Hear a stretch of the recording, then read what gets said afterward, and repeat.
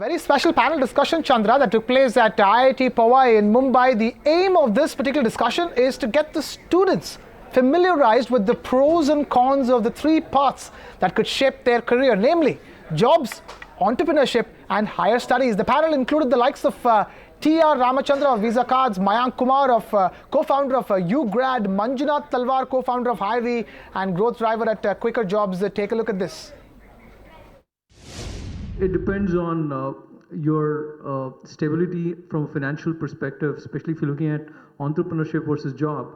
If you've got into college with certain commitments from a family perspective, loans, various other things that are bothering you and can't live a completely independent life, then I think it is worthwhile probably to work for a period, build up certain resources that will make sure financial worries are not there. And you can probably start depending on your own income that you've saved for some time to then begin the entrepreneurial journey. This is one thought process that I'm running with. The other one that I'm thinking is if there is a way for you to get a breakthrough in an entrepreneurship situation where they let you get invested early enough, so you get into an incubator or with some kind of stake that they take, but they let you experiment, they let you take a certain salary, so then the financial worry is also gone. I think the entrepreneurship versus employment debate, to my mind, is a secondary debate. And the primary debate, in fact, ought to be what are the kinds of spheres of employment or whatever entrepreneurship that you want to do, right? Remember that by the time you guys graduate, 60% of the jobs which were there in 1990 will not be there anymore. They'll be done by chatbots, they'll be done by machine learning, they'll be done by a whole bunch of things, right? Human beings will not do those jobs.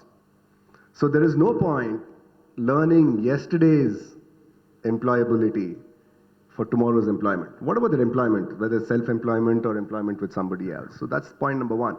So I'd urge you to focus on future-proof, right, education, which focuses on what is the kind of things that you guys and girls can do for the next 20, 30 years, because definitely it's not the kinds of things that you were doing 20 years ago, 15 years ago.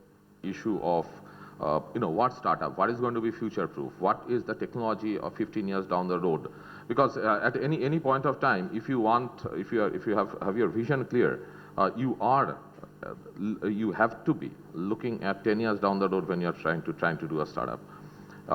If not, then don't do it, because to really the startup to roll off really well, it is going to take 3-4 years. Then after that, you start making more developments and making it more stable and so on. So jumping into a job immediately, I don't have any issues per se about jumping into a job immediately. The jobs give an invaluable amount of experience, and so taking up a job immediately after BTech, learning the real world at someone else's expense is not a bad idea at all. After that, probably I would suggest going into higher education, because the startups in the next 5-10 years in India needs to come out of hardcore research in the labs, be it AI research, be it chemical research, be it research in biological sciences, be it research in motors, machines, mechanical engineering, electrical engineering, wherever. Because that is where the new technology is going to be. I do believe that having some kind of an exposure, experience, either at the expense of someone else's money, gives you a good, strong sort of backing and background to end up executing on those elements itself. Because once you jump into entrepreneurship, there are massive amount of unknowns that exist in front of you. You will have no clue as to how to hire. You will have no clue as to biggest thing, how to fire. You will have no clue how to sort of manage with the minimum amount of resources that you will end up having at your sort of disposal.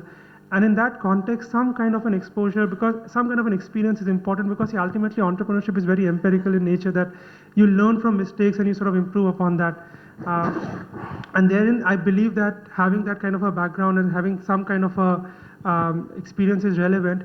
And also jumping into entrepreneurship, I would also urge you guys, if you're thinking on that as a serious sort of area for you to look at, is that you need to be really passionate about a particular pain point that you're looking at. You should get up in the morning and you should see that ये ऐसा नहीं होना चाहिए, and this is a wrong way of doing things. And in that wrong way of doing things, unless you don't have that passion of actually feeling sad when you get up in the morning that, look, I really despise the way it is currently happening and I need to find a really solid solution to that, jumping into entrepreneurship is something I would say would be very premature at that point in time. Find us on Facebook at facebook.com/etnow and don't forget to click the like button. You can also follow us on Twitter at etnowlive. To stay updated with all our programming, hit the subscribe button on our YouTube channel by logging on to youtube.com/user/etnow.